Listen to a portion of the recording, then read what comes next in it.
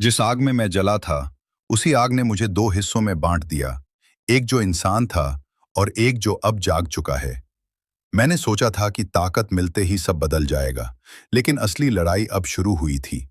बाहर के दुश्मनों से लड़ना आसान होता है, पर जब दुश्मन तुम्हारे अंदर छिपा हो, तब हर दिन एक जंग बन जाता है। हर रात मुझे अजीब सपने आते। कभी मैं अंधेरे में डूबा होता, कभी खुद को आग में जलते देखता। और एक चेहरा जो बिल्कुल मेरे जैसा था, पर उसमें इंसानियत नहीं, सिर्फ अब भूख थी, ताकत की भूख। कभी कभी लगता था मैं खुद को खो रहा हूं। मुझे अपनी बहन की बात याद आई। भाई, तू कमजोर हो सकता है, लेकिन तू हार मानने वालों में नहीं है। लेकिन जब दिल थक जाए और आत्मा चुप हो जाए, तो इंसान खुद से डरने लगता है। एक दिन मैं पुराने खंडहरों की ओर गया।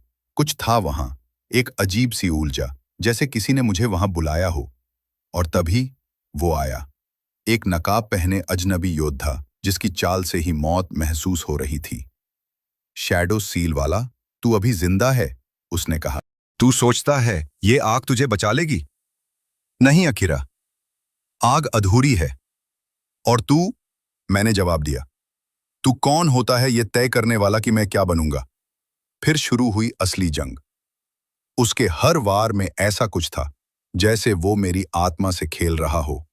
मेरी आग उसकी परछाइयों से टकरा रही थी, लेकिन हर वार के साथ मैं कुछ खो रहा था, या शायद कुछ पा रहा था। लड़ते लड़ते मेरे शरीर से काले धुएं जैसी ऊर्जा निकलने लगी।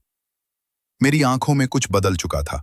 तू बदल रहा है अकीरा, तू वही बन रहा है जिससे तू डरता था। शायद, लेकिन मैं डरकर नहीं, समझकर लड़ता हूं। और तब मेरे पीछे खड़ा हुआ एक शैडो डीमन, मेरी आत्मा का हिस्सा, जो मैं हमेशा दबाता रहा, आज वो आजाद हो गया। ये क्या है? ये इंसान नहीं, ये तो चलती फिरती मौत है, वो चिल्लाया। अब तुमने उस शक्ति को छेड़ा है, जिसे मैं खुद नहीं समझता, पर संभाल सकता हूं। एक झटका, एक वार, और सन्नाटा। मैं घुटनों पर बैठ गया, शांत, लेकिन खाली नहीं। शैडो सील अभी टूटा नहीं। ये तो सिर्फ दरार है।